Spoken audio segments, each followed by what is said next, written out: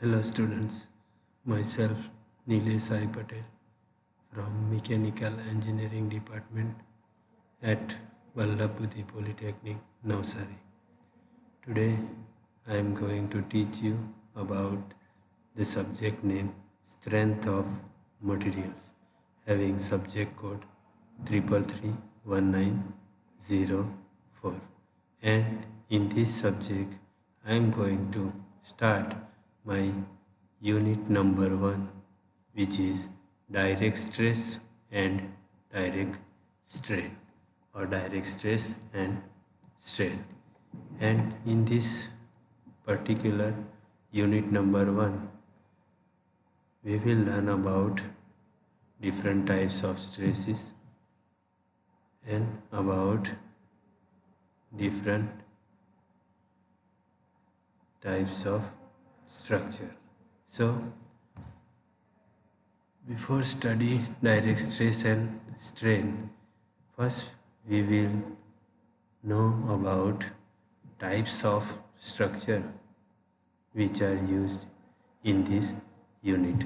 So types of structure are listed below, and those are RCC structure, masonry structure, steel structure, timber structure, as well as aluminium structure. Unit number 1ની અંદર કે જેનું નામ છે direct stress અને strain. સ્ટ્રેસને ગુજરાતીમાં પ્રતિબળ કહીશું અને સ્ટ્રેનનું ગુજરાતી થશે વિકાર. હવે આ યુનિટ નંબર 1ની અંદર સૌપ્રથમ આપણે જુદા જુદા પ્રકારના બંધારણ એટલે કે સ્ટ્રક્ચર વિશેનો અભ્યાસ કરીએ તો એ જુદા જુદા પ્રકારના સ્ટ્રક્ચરની અંદર પહેલો જે પ્રકાર છે આરસીસી સ્ટ્રક્ચર છે રેનફોર્સ સિમેન્ટ કોન્ક્રીટ સ્ટ્રક્ચર. અને સિવિલ સ્ટ્રક્ચરની અંદર જે આપણે બિલ્ડિંગ જોઈએ છે જેની સૌથી નીચેના ભાગમાં ફાઉન્ડેશન તૈયાર કરવામાં આવે, ત્યારબાદ કોલમ તૈયાર કરશું અને કોલમને બીમ દ્વારા જોડીને ત્યારબાદ એના ઉપર રૂફ એટલે સ્લેબ તૈયાર કરવામાં આવે. તો this skeleton is shown as a RCC structure, કે બિલ્ડિંગનું આ જે સ્ટ્રક્ચર દેખાય છે જે એક પ્રકારનું રેનફોર્સ સિમેન્ટ કોન્ક્રીટ સ્ટ્રક્ચર છે. Our second type is masonry structure. તો મેસન એટલે કે કડિયા દ્વારા જે બંધારણ તૈયાર કરવામાં આવે, કે અહીં દિવાલ તૈયાર કરે છે અને એ દિવાલોને જોડીને કોઈ એક સ્ટ્રક્ચર તૈયાર બંધારણ બનતું હોય તો that structure is considered as a masonry structure. સો કડિયા દ્વારા જે સ્ટ્રક્ચર બનાવવામાં આવે છે દિવાલનું ચણતર કર્યા બાદ, તો તે દિવાલ જોડીને જે બંધારણ તૈયાર થાય છે તેને કડિયા દ્વારા બનાવેલું સ્ટ્રક્ચર એટલે કે મેસનરી સ્ટ્રક્ચર કહેવાય છે. Next one is still structure, કે કોઈ વર્કશોપનો શેડ તૈયાર કરવાનું હોય તો વર્કશોપના શેડ તૈયાર કરવા માટે જુદા જુદી સ્ટીલની એંગલ્સ, ચેનલ્સ, આઈ સેક્શન, ટી સેક્શન જેવા એક માઇલ્ડ સ્ટીલના સેક્શનનો ઉપયોગ કરીને ત્યારબાદ એક બંધારણ તૈયાર કરવામાં આવે અને તે છતની અંદર આપણે મશીનરી ગોઠવીને એક વર્કશોપ તૈયાર કરી શકીએ છીએ. તો આ જે બધા ભાગો એંગલ, ચેનલ્સ અને સેક્શન જુદા જુદા સ્ટીલ સેક્શનને જોડીને તૈયાર કરીને એક બંધારણ તૈયાર કરે છે, that structure is known as a steel structure. So steel structure is made up of by joining different types of angles and channels. So fourth one is timber structure. So timber is as a wood, કે wood દ્વારા લાકડાની અંદરથી જુદા જુદા લાકડાના ભાગોને જોડીને એક બંધારણ તૈયાર કરવામાં આવતું હોય. તો અહીં આકૃતિમાં એઝ એન એક્ઝામ્પલ કે એક ઘરનું સ્ટ્રક્ચર તૈયાર કર્યું છે જેની અંદર બેઝ ઉપરથી કોલમ એટલે કે વર્ટિકલ જે છે એ કોલમ પણ લાકડાના તૈયાર કરવામાં આવે અને એ લાકડાના બીમ તરીકે પણ લાકડાને જ કોલમ સાથે જોડીને અને રૂફ તરીકે પણ લાકડાના જુદા જુદા એલિમેન્ટને જોડીને રૂફ તૈયાર કરવામાં આવે છે. તો આવી રીતે બનાવેલું લાકડાની અંદરથી તૈયાર કરવામાં આવેલું બંધારણ એટલે કે આ એક્ઝામ્પલની અંદર તમને જોવા મળતું ઘર જે છે which is made up of joining different types of or different elements of wood is considered as timber structure. Our fifth and last structure is aluminium structure. So અહીં આગળ તમને એક કેબિન અથવા તો ઓફિસની કેબિન તૈયાર કરવામાં આવે છે જેની અંદર જે ફ્રેમવર્ક તૈયાર કરેલું છે એ ફ્રેમવર્ક એલ્યુમિનિયમની અંદરથી તૈયાર થાય છે અને વચ્ચેના ભાગે ગ્લાસ ને મૂકીને ત્યારબાદ એક કેબિન એટલે કે ઓફિસનું બંધારણ તૈયાર કરવામાં આવે છે. તો if we are using aluminum section for constructing different structure is known as a aluminum structure which is shown in last types of structure. So these are the different types of structure. Then we will study about different types of load કે load અથવા તો ફોર્સના પ્રકાર કયા કયા છે. તો કેટલા પ્રકારના લોડ અથવા ફોર્સ અથવા ભાર આપણે અહીં આ ચેપ્ટરની અંદર આ યુનિટની અંદર ભણીશું. તો એ લોડ અથવા ફોર્સના પ્રકાર ઉપરથી ત્યાર પછી આપણે આગળ જઈશું તો જ આપણે સ્ટ્રેસ સુધી અને સ્ટ્રેસનો વિગતે અભ્યાસ કરી શકીશું. તો અહીં આગળ ટાઈપ્સ ઓફ લોડ છે કે જે લોડની અંદર પહેલો પ્રકાર છે. So first types off load is tensile load અથવા તો ટેન્સાઇલ ફોર્સ ખેંચાણ ભાર કે જ્યારે અહીં આકૃતિમાં દર્શાવ્યા મુજબ કોઈ એક સળિયો છે અથવા કોઈ એક બાર છે જેને બંને બાજુથી ખેંચવામાં આવે છે અથવા તો બંને તરફથી ખેંચાણ બળ લાગે છે એમ કહેવાય. જેના લીધે ટેન્સાઇલ લોડ જ્યારે આ સળિયા ઉપર લાગશે ત્યારે આ સળિયાની લંબાઈ જો એ સળિયો ડક્ટાઇલ મટીરિયલની અંદરથી બનાવવામાં આવેલ હોય તો એ સળિયાની લંબાઈ વધશે બિકોઝ ઓફ ટેન્સાઇલ લોડ. વિરુદ્ધ વિચારીએ તો second types off load is compressive load.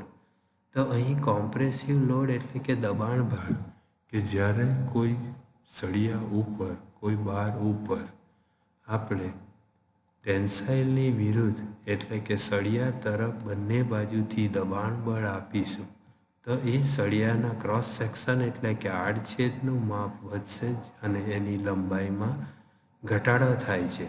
તો this type of force is known as a compressive force or compressive load. તો the difference between tensile and compressive is જ્યારે તમે tensile force apply કરશો ત્યારે સળિયાની લંબાઈ વધશે અને જ્યારે કોમ્પ્રેસિવ ફોર્સ એપ્લાય કરશો ત્યારે સળિયાની લંબાઈમાં ઘટાડો થાય છે.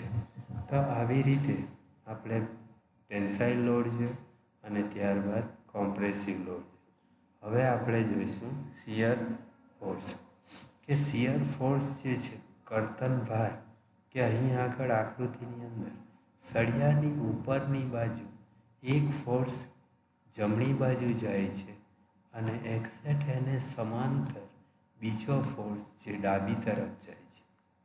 હવે અહીં બંને ફોર્સ જે છે તેની લાઇન ઓફ એક્શન એકબીજાને line of action are parallel to each other. જે બંને ફોર્સની લાઇન ઓફ એક્શન એકબીજાને સમાંતર હોય અને એ ફોર્સની દિશા એકબીજાથી વિરુદ્ધ અને મૂલ્ય સરખું હોય તો ત્યારે એ જે પ્રકારના ફોર્સ લાગે છે જે આ પદાર્થને શિયર કરશે એટલે કે પદાર્થ ચીરાઈ જશે. એટલે એનું ઉદાહરણ તરીકે જોઈએ તો આપણે જ્યારે પેજને વચ્ચેથી ફાડીએ છીએ એટલે કે ચીરીએ છીએ તો તેવા સમયે એ પેપરને ચીરવા માટે અથવા ફાડવા માટે આપણે બે હાથ વડે એક ફોર્સ જમણી બાજુ લગાવી, બીજો ફોર્સ ડાબી બાજુ, પરંતુ બંને ફોર્સની જે લાઇન ઓફ એક્શન જે છે, લાઇન એકબીજાને સમાંતર રાખીએ છીએ તથા એ બંને ફોર્સ જે છે તે ફોર્સને એક સરખા લઈએ છીએ, પરંતુ એ ફોર્સની લાઇન ઓફ એક્શન એકબીજાને સમાંતર હોય તો એ પદાર્થ જે છે તે વચ્ચેથી ચીરાઈ જાય છે અથવા ફાટી જાય છે એમ કહેવામાં આવે છે. તો આ જ્યારે બે સમાંતર એકબીજાની વિરુદ્ધ અને સરખા મૂલ્યના બળ લગાવવામાં આવે કોઈ પદાર્થ ઉપર, ત્યારે એ પદાર્થ ચીરાઈ જાય છે એમ કહી શકાય, ફાટી જાય છે એમ કહી શકાય. એટલા માટે એ બળને શિયર ફોર્સ કહેવામાં આવે છે. તો શિયર ફોર્સ એટલે જે બે બળો જેની લાઇન ઓફ એક્શન એકબીજાને સમાંતર, વિરુદ્ધ અને સરખા મૂલ્યના કોઈ પદાર્થ ઉપર લગાડવામાં આવે તો તે બળ જે છે તે લોડ જે છે જેને શિયર ફોર્સ કહેવામાં આવે છે, જેના લીધે પદાર્થ ચીરાઈ જશે, કર્તન થઈ જશે. And fourth types off load is torsional load. તો ટોર્સનલ લોડ જેને ગુજરાતીમાં કહીશું મરોડ ભાર, કે જ્યારે સળિયાનો એક છેડો દિવાલની અંદર ફિક્સ કરી દેવામાં આવે અને બીજા છેડાને ઉપર આપણે ફોર્સ એપ્લાય કરીએ સળિયા ઉપર, નીચેથી અને ઉપરથી બંને એકબીજાની વિરુદ્ધ દિશામાં ફોર્સ એપ્લાય કરીએ, અથવા તો સળિયાની ઉપર એવો ભાર આપીએ કે સળિયો મરડાઈ જાય, એટલે કે એને સળિયાને મરોડ મળે, તો તેવા બળને ટોર્સનલ લોડ કહેવાય છે. જેનાથી આ સળિયો ટ્વિસ્ટ થશે, એટલે એ જે બળ લગાવવામાં આવે એને ટોર્સનલ લોડ કહેવામાં આવશે. જેના લીધે સળિયા ઉપર ટ્વિસ્ટ જોવા મળશે, તો એવા લોડને ટોર્સનલ લોડ તરીકે ઓળખવામાં આવે છે. Fifth one is transverse load. તો ટ્રાન્સવર્સ લોડ એટલે જ્યારે આવી રીતે આડું બીમ, અહીં આડો સળિયો બતાવ્યો છે, સળિયાના બંને છેડા ઉપર બે સપોર્ટ મૂકવામાં આવેલા હોય છે. તો અહીંયા સળિયાની અંદર બે સપોર્ટ મૂકેલા છે અને એ બીમના સેન્ટર ઉપર, એટલે કે સળિયાના સેન્ટર ઉપર એ સળિયાની લોન્જિટ્યુડિનલ એક્સિસ એટલે કે લેન્થ વાઇઝ એક્સિસ છે તેને લંબ બળ લાગતું હોય, તો એ બળને એટલે કે આ લંબ બળ પી લગાવી આપણે સળિયાની લોન્જિટ્યુડિનલ અથવા લેન્થ વાઇઝ એક્સિસને લંબ, તો આ પી બળ જે લાગે છે એ પી બળ, અહીંનું આપેલું પી બળ એ ટ્રાન્સવર્સ લોડ કહેવામાં આવે છે. એવો લોડ કે જે લોડ પદાર્થની લોન્જિટ્યુડિનલ એક્સિસને લંબ હોય, તો તેવા લોડને ટ્રાન્સવર્સ લોડ કહેવામાં આવે છે. સો these are the different types of load and structure which we are used in this particular unit. So next one is the definition of stress. Our unit number 1 is direct stress and direct strain. તો અહીં આગળ તમને જે unit number 1નું નામ છે એ નામની વ્યાખ્યા શું છે એ તમારું અહીં આગળ આ પીપીટીની અંદરથી તમે ક્લિયર કરી શકશો. તો ડાયરેક્ટ સ્ટ્રેસ એટલે શું? તો એકમ ક્ષેત્રફળ ઉપર, એકમ ક્ષેત્રફળ એટલે આ કોઈ પદાર્થ છે અને આ પદાર્થનું એકમ ક્ષેત્રફળ એટલે અહીં ગોળ સળિયો છે, એટલે આ ગોળ સળિયાનું આડછેદનું ક્ષેત્રફળ થશે અને ગોળનું ક્ષેત્રફળ થશે π/4d² અથવા πr². તો આ આડછેદનું ક્ષેત્રફળ છે. તો એકમ ક્ષેત્રફળ ઉપર બાહ્ય બળ, તો આ પી જે છે તે બાહ્ય બળ એપ્લાય કરવામાં આવે છે. તો બાહ્ય બળ સામે, બાહ્ય બળની સામે એટલે બાહ્ય બળની વિરુદ્ધ થતા અવરોધને પ્રતિબળ કે સ્ટ્રેસ કહે છે. તો જ્યારે આ સળિયાને ઉપર ટેન્સાઇલ બળ લગાવીશું આપણે, તો એ સળિયાના ઉપર ટેન્સાઇલ બળ લગાવતા એ સળિયો સળિયા જે મટીરિયલનું બનેલું છે આ સળિયો એના ઉપર પી તરીકે ટેન્સાઇલ ફોર્સ એપ્લાય કરીએ છીએ તો આ મટીરિયલ જે છે એ ટેન્સાઇલ ફોર્સની સામે એક અવરોધ પેદા કરશે અને એ અવરોધને આપણે કેપિટલ આર દ્વારા દર્શાવીએ તો પી એ આપણે બળ લગાવીએ છીએ સળિયા ઉપર અને આર એટલે સળિયાનું જે મટીરિયલ છે એ એપ્લાઇડ ફોર્સ એટલે કે પીને સામે અવરોધ ઉત્પન્ન કરે છે જેને આપણે આર દ્વારા દર્શાવીએ છીએ તો જ્યારે આર ઇઝ ઇક્વલ ટુ પી લઈએ આર અને પી બંને સરખા છે તો સ્ટ્રેસ કોને કહીશું તો sigma is equal to R divide by A કે સળિયાનો એરિયા છે અને એ એરિયાની અંદર જે મટીરિયલ રહેલું છે એ જે બળ સળિયા ઉપર લાગે છે તેની સામે અવરોધક બળ પેદા કરે છે જેને કેપિટલ આર દ્વારા દર્શાવીએ છીએ અને જ્યારે આર બરાબર પી હશે ત્યારે એ સળિયા ઉપર કેટલી સ્ટ્રેસ ઉત્પન્ન થાય છે તો આરની જગ્યા ઉપર પી મૂકીશું તો પી ડિવાઈડ બાય એ જેટલી સ્ટ્રેસ સળિયાની અંદર ઉત્પન્ન થશે because off load which is apply on this bar then that is indicated by capital P. P એ સળિયા ઉપર લગાવવામાં આવતું બાહ્ય બળ છે અને બળનો એકમ ન્યૂટન છે એટલે પીનો એકમ ન્યૂટન થશે અને એ સળિયાનું પોતાનું જે ક્ષેત્રફળ છે એરિયા છે એટલે કે સળિયો ગોળ હોય તો એનો એરિયા થશે π/4 d સ્ક્વેર અથવા πr² છે તો એ સળિયાનું ક્ષેત્રફળ થશે એટલે પદાર્થ ઉપર આપવામાં આવતું બાહ્ય બળ અને પદાર્થનું ક્ષેત્રફળ બેનો ભાગાકાર કરીશું તો આપણે સ્ટ્રેસ શોધી શકીએ તો એકમ ક્ષેત્રફળ ઉપર એકમ ક્ષેત્રફળ એટલે π/4 d સ્ક્વેર જે સળિયાનો એરિયા છે તે ક્ષેત્રફળ ઉપર બાહ્ય બળ એપ્લાય કર્યું તે પી અને તેની સામે જે અવરોધ પેદા થયો મટીરિયલ દ્વારા તે આર છે અને એ અવરોધ જે પેદા થાય છે તેને પ્રતિબળ કે સ્ટ્રેસ કહે છે તો આ અવરોધને આપણે પ્રતિબળ અથવા તો સ્ટ્રેસ તરીકે ઓળખીએ છીએ simply stress is a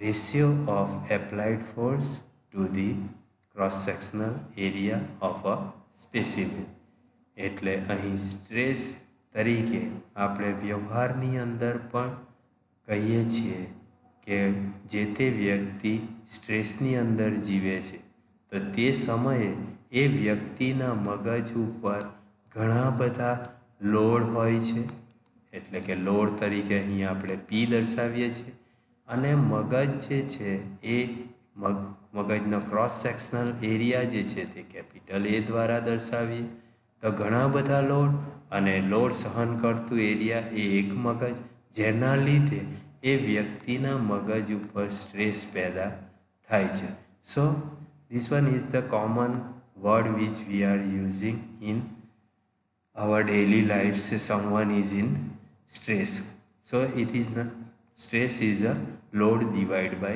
cross sectional area તો એને ગુજરાતીમાં તમે જ્યારે વ્યાખ્યા લખશો ત્યારે એકમ ક્ષેત્રફળ ઉપર બાહ્ય બળ સામે પેદા થતા અવરોધને સ્ટ્રેસ કહે છે અને સ્ટ્રેસનો એકમ પી એટલે ફોર્સનો એકમ ન્યૂટન લખી દીધું ક્ષેત્રફળનો એકમ મિલીમીટર સ્ક્વેર એટલે ન્યૂટન એ ફોર્સનો એકમ છે અને એરિયાનો એકમ મિલીમીટર સ્ક્વેર એટલે સ્ટ્રેસનો એકમ થશે ન્યૂટન પર mm સ્ક્વેર એટલે પીનો એકમ લીધો આપણે ન્યૂટન અને એરિયાનો એકમ લીધો મિલીમીટર સ્ક્વેર એટલે આપણને સ્ટ્રેસનો એકમ મળી ગયો ન્યૂટન પર millimeter square.